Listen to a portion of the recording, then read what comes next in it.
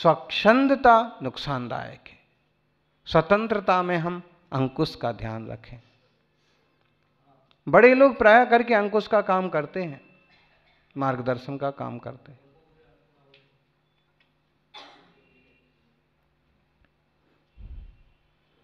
भगवान का बुलावा आया है, जवाब दे रहे कि अब ठहरो थोड़ा, साल 2 साल।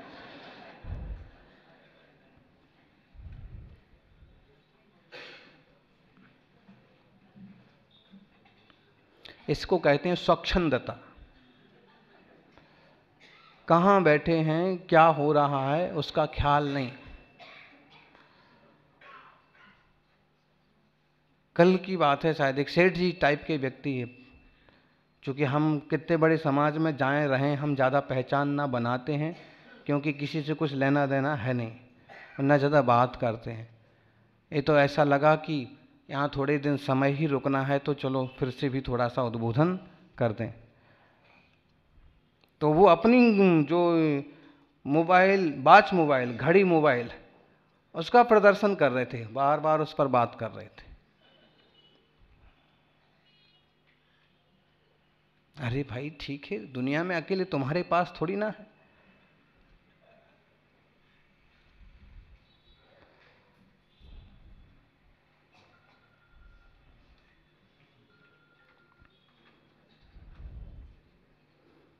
नमूनों की कमी नहीं है।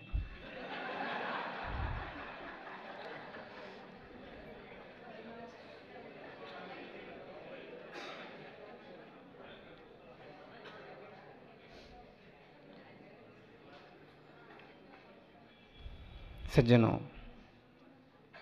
माता जी ने आपको सुनाया भी कि हम स्वतंत्र बने, स्वच्छंद नहीं। आत्म स्वतंत्र जरूर है। सहजानंद वर्णी एक महात्मा हुए और उन्होंने एक गीत लिखा, हूँ स्वतंत्र निश्चल निष्काम, ज्ञाता दृष्टा आत्म राम। जो मैं हूँ सो हैं भगवान, जो मैं हूँ वह हैं भगवान, अंतर यही ऊपरी जान, बेविराग यह राहक बेतान। आत्म स्वतंत्रता तक की बात की है। देश स्वतंत्र होना जरूरी है, सामाजिक स्वतंत्रता मान लो जरूरी है, एक कठोर बंधन ना हो। उसी तरह से आत्म स्वतंत्रता भी जरूरी है। हम आत्म स्वतंत्रता की दृष्टि करें।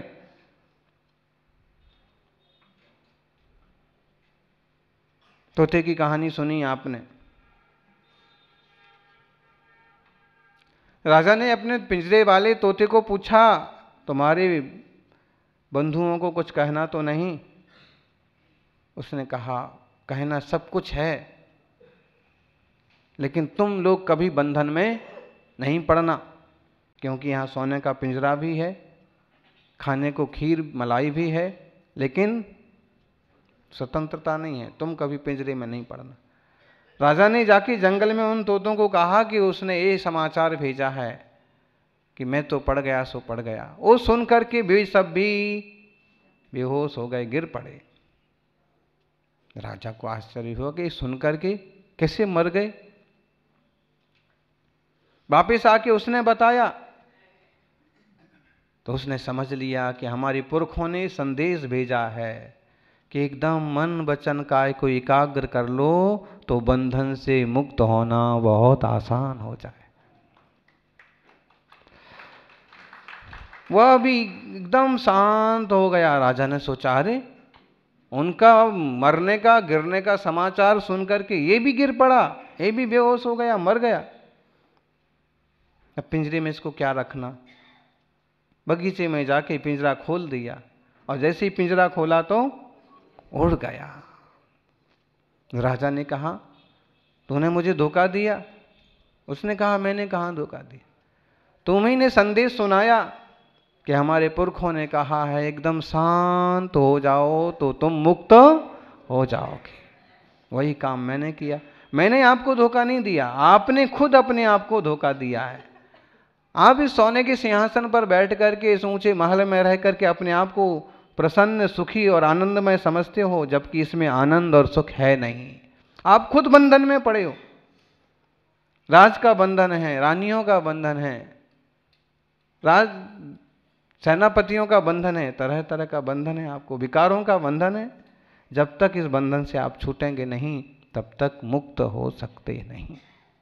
भगवान महावीर स्वामी ने हमें भी यही संदेश दिया है, मुक्त होना है तो कुछ मन वचन काय की चेष्टा रोको। बार बार मोबाइल, बार बार टीवी, बार बार बीबी, बार बार उसी चक्कर में चक्करघन्नी की तरह घूमने से क्या फायदा। कभी थोड़ा शांत हो लो। साधु संतों का संयोग मिला है तो खुद थोड़ी सी शांति उनने सीखो।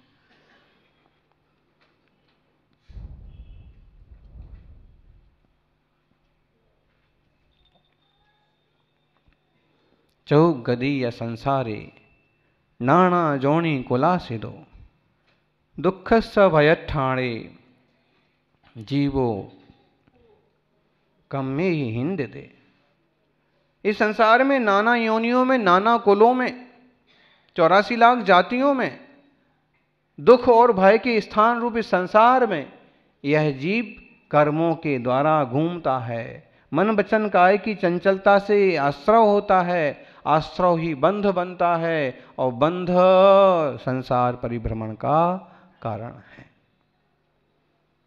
जैन दर्शन में आत्मा की, जीव की, कर्म की बहुत सुंदर व्यवस्था है। अलग से कोई परमात्मा स्वीकार नहीं किया, अलग से कोई कर्ता स्वीकार नहीं किया, तुम अपने कर्ता खुद हो।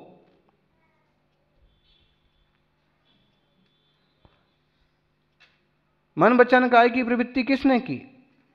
बोलो जी, गोकुल जी, खुद ने की। बंधन में कौन पड़ा? खुद पड़ा। लोभ में कौन पड़ा? खुद पड़ा। सुना होगा आपने, बूढ़ी मां थी एक, और बूढ़ी मां अपने चने गेहूं वगैरह सूखने को डालती और बंदर आते और खा जाते। कितने बार तो सोचती कि वाह, बंदर थोड़ा सा खा गए, कोई बात नहीं है, लेकिन बंदर यदि सारा का सारा खा जाए तो फिर तो कोई बात होगी, दिक्कत होगी। और उसने एक दिन बंदर को सबक सिखाने के लिए क्या किया? चने भर करके एक छोटे मुंह के मटके में रख दिए। छोटा सा मुंह था, सुराही जैसा, और बंदर ने हाथ डाला। पता तो था कि चने कभी सूखते हैं, कभी मटके में होते हैं। कई बार आप देखना, आदमी से भी समझदार होता है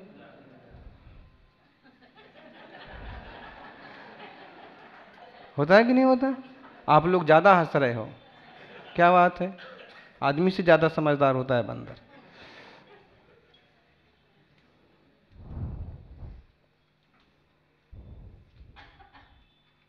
होता है बड़े काम का बंदर,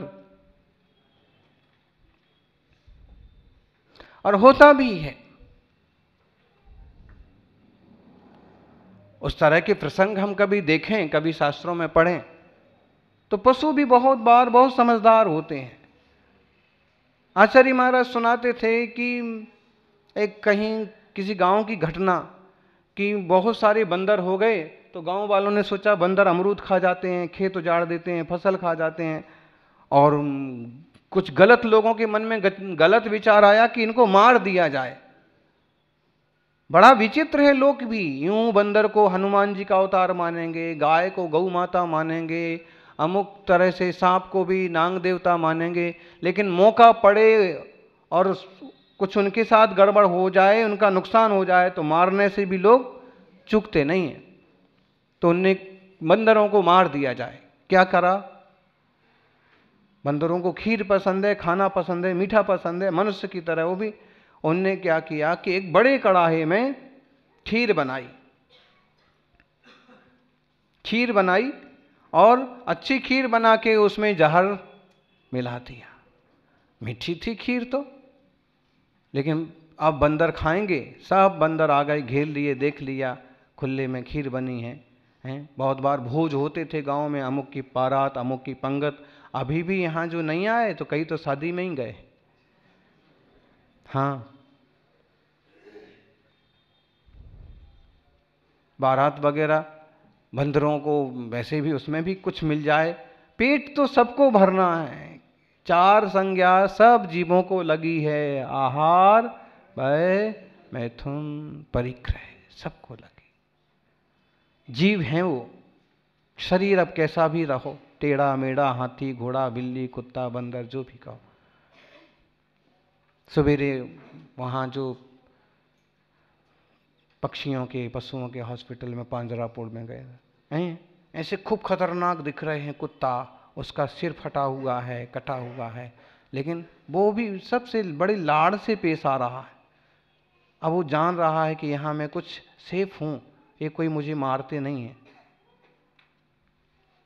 कई सारे प्राणी तो समझदार भी होते हैं, संवेदनशील भी होते हैं, लेकिन हम ही उनको समझने को तैयार नहीं।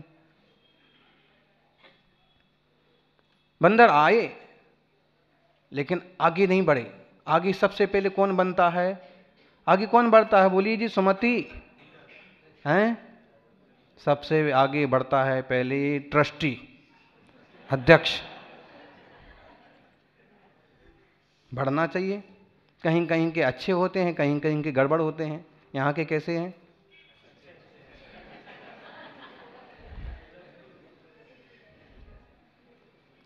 मुखिया आगे बढ़ता है पहले। और बंदरों में भी संगठन होता है, पशु पंछियों में भी। देखिए, लोग कहें पक्षी की तरह स्वच्छंद रहना चाहता हूं, पशुओं की तरह। पक्षी भी स्वच्छंद नहीं है, उन स्वतंत्र जरूर हैं। वे भी अपने ग्रुप में उड़ते हैं। कभी शाम को आकाश में देखना, 100 की, 50 की, 20 की, 10 की, यूं पंक्ति धनुष की तरह उड़ती ही जाती है। अद्भुत नजारा होता है। ऐसे ही परिवार है, समाज है, स्वतंत्र हैं, लेकिन हम अपने संविधान से बंधे हैं। मुखिया आगे बढ़ता है। बंदरों में भी संगठन होता है, मुखिया आगे बढ़ता है। मुख्य बंदर आगे आया और उसने जाके सूंघा, देखा। तब तक 2-4 और आ गए, तो उसने थोड़ा और परखा, फिर सबको हड़का दिया। किसी ने भी खीर नहीं खाई। जो बदमाश थे, मारना चाहते थे, वो देखते रहे कि अभी खाएंगे और मरेंगे, लेकिन किसी ने नहीं खाई। फिर वह बंदर कहीं जंगल से एक लकड़ी ढूंढ के लाया और उसने खीर के कड़ाहे में लकड़ी घुमाना चालू किया। फिर बारी बारी से सबने लकड़ी, थक गए तो सबने लकड़ी घुमाई। लकड़ी घुमाते घुमाते फिर बीच में सूंघते, चखते, और काफी देर गांव वाले भी तमाशा देखते रहे दूर से। अब खाएंगे, अब मरेंगे। और थोड़ी देर बाद सब बंदरों ने अच्छे से भरपूर खीर खाई और खा करके कूद फांद के सब भग गए। किसी का कुछ भी बिगड़ा नहीं। क्यों? उनको भी इतना आइडिया है कि अगर किसी खाने की चीज में कुछ पड़ा है तो कौन सी जंगली लकड़ी उस खीर में, सामान में घुमाई जाए कि वह जहर का विष खत्म हो जाए।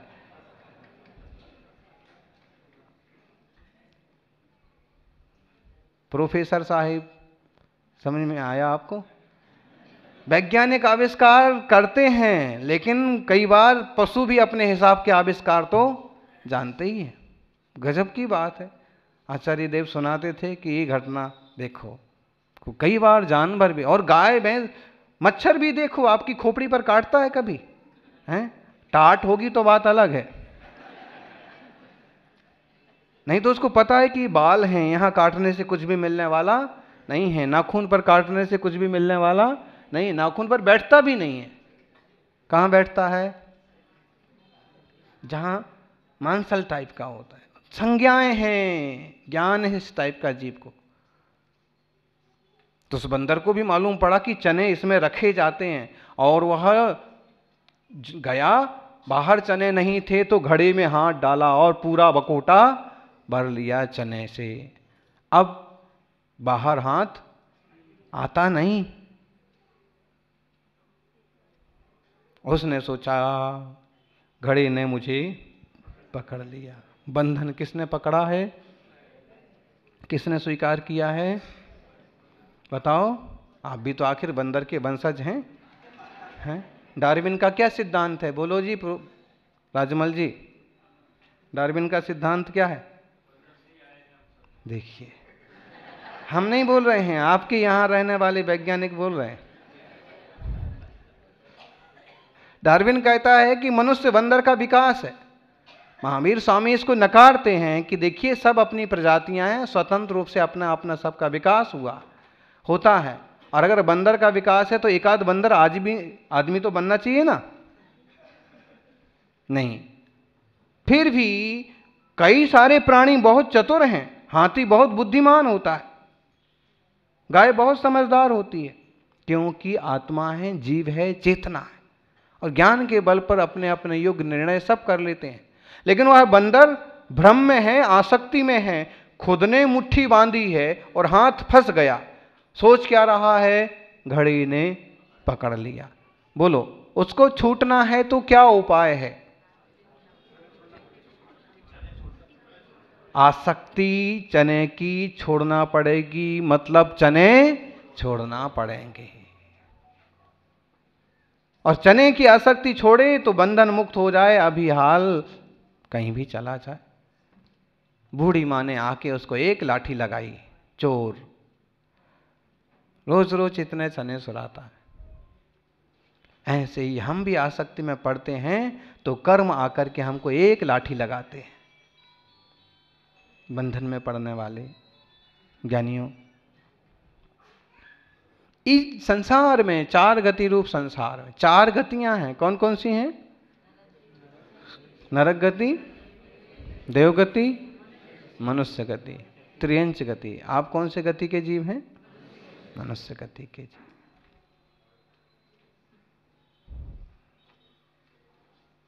मनुष्य हैं।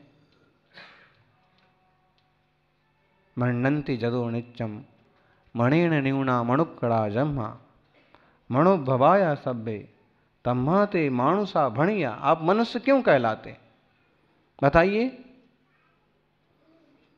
मनुष्य क्यों कहलाते हैं आप? क्योंकि हमारे दो कान हैं, दो आंख हैं, एक मुंह है। नाक कितनी है? एक है कि दो है? आंखें कितनी हैं? तो नाक एक क्यों बोलते हो? नाक दो नहीं है? छेद दो हैं, नाक एक है। हाथ दो हैं, पांव कितने हैं? दो। इसलिए मनुष्य हैं क्या? ये सब तो कई बार जानवर के पास भी होता है। लेकिन मन्नन्ति जदो नित्यम, जो मनन करता है वो मनुष्य है।